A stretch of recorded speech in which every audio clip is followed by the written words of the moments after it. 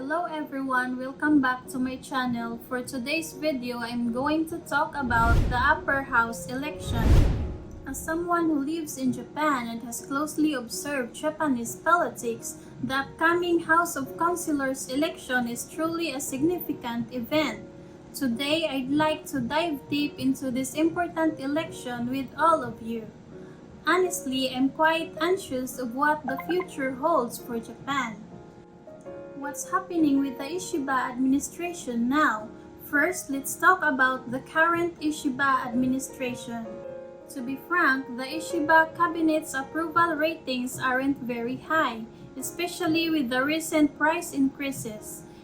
Every time I go to the supermarket, I see product prices rising, and I think, again, the government's measure of the 20,000 yen cash handout per person also elicits many comments from my Japanese friends like, to be honest, it's just a drop in the ocean. It seems the public genuinely feels that their fundamental economic anxieties haven't been resolved. However, there's also some interesting data. The government's recent response to soaring rice prices seems to have garnered more approval.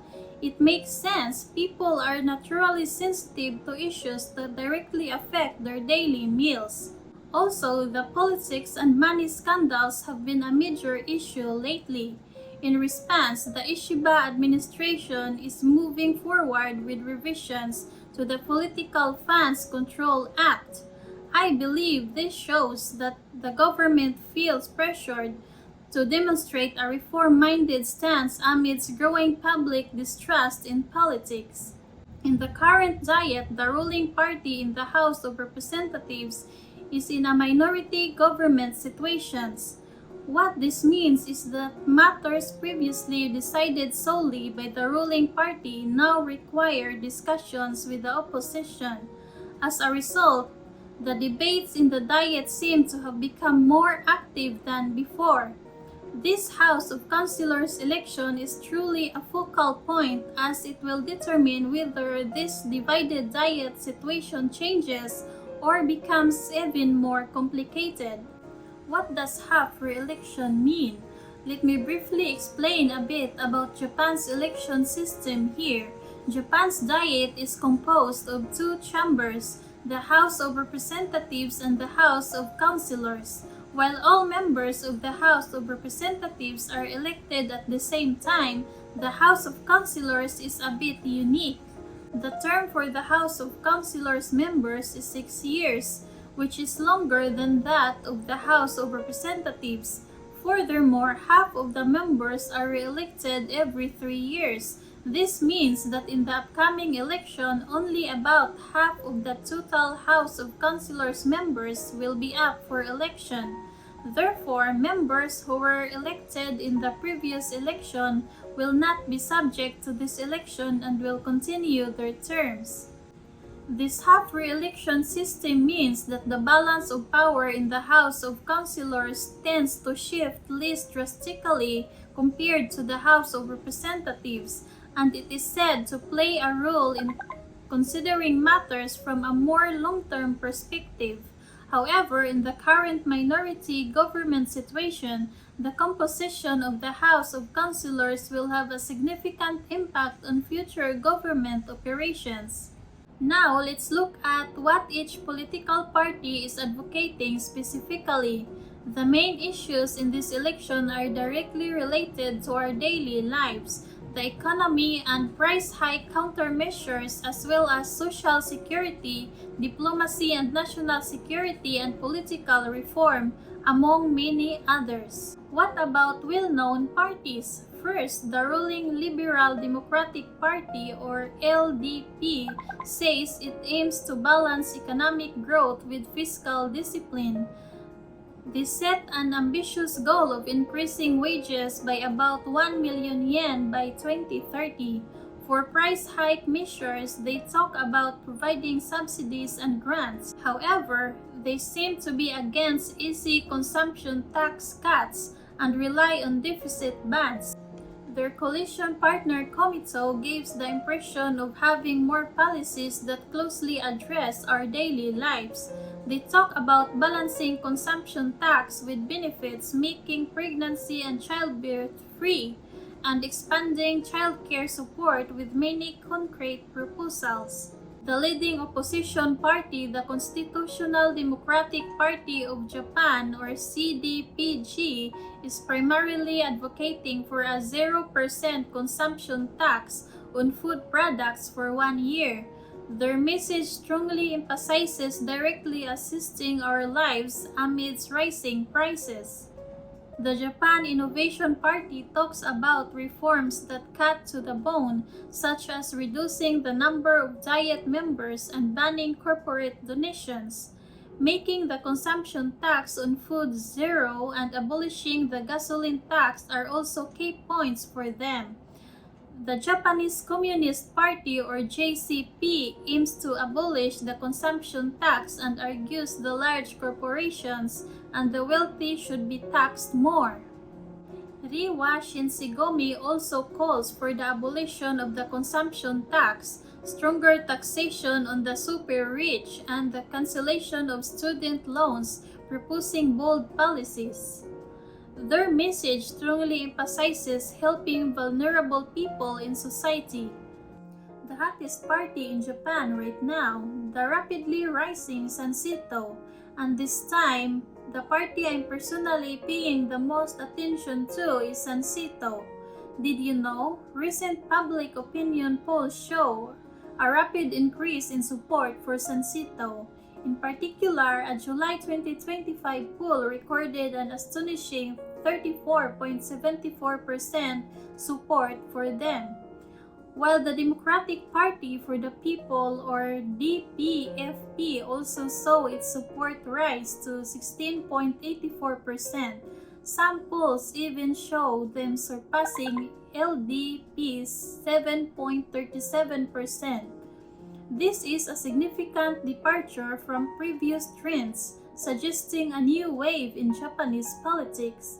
I believe it indicates that many young people in particular are looking to new forces due to dissatisfaction with existing parties.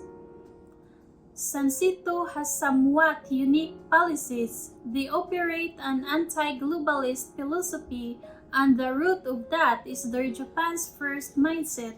This is the assertion that Japan's national interest, culture, and lives of Japanese peoples should be prioritized above all else.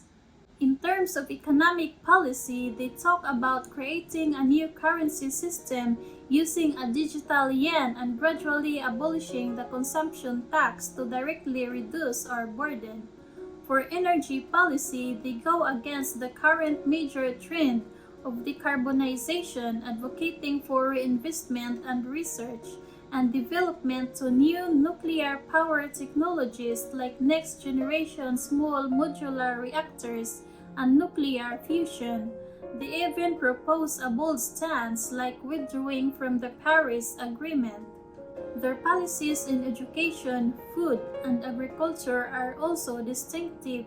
They emphasize valuing traditional Japanese thought, increasing rice production, and promoting organic produce. They also talk about improving school lunches with healthier ingredients. They are very focused on food safety, such as reducing chemicals and additives and mandating labeling for genetically modified foods.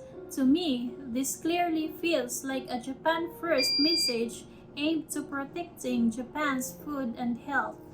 Regarding healthcare, they argue for a shift from treating illness after it occurs to focusing more preventive medicine, aiming to reduce unnecessary medical expenses and extend healthy life expectancy. Sanseitō's policies carry a strong message for reevaluating what has been taken for granted.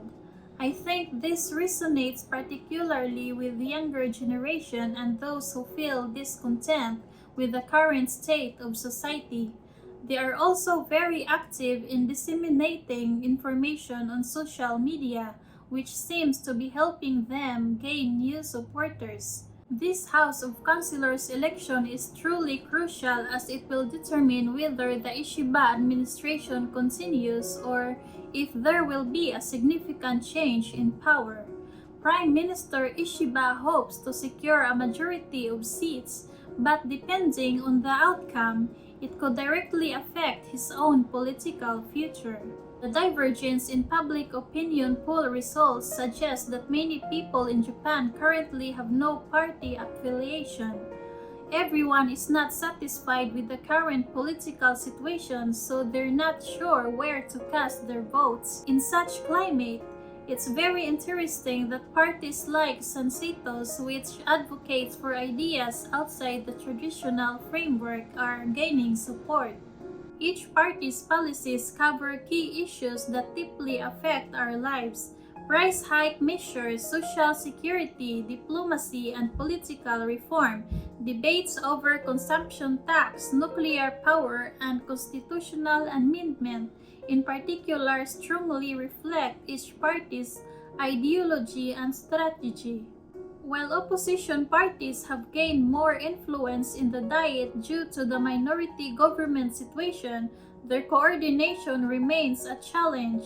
This lack of unified opposition might benefit the ruling party in maintaining its majority. Regardless of the election results, the next administration will face a mountain of urgent challenges: effective measures against soaring prices, ensuring the sustainability of social security system in an aging society, establishing democratic and national security policies to respond to changing international circumstances, and above all, restoring public trust in politics, as highlighted by the politics and money issues, is absolutely essential.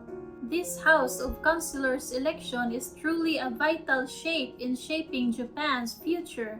Of course, as a foreigner, I don't have the right to vote directly, but even so, as a resident in this country, I'm always interested in the political trends here.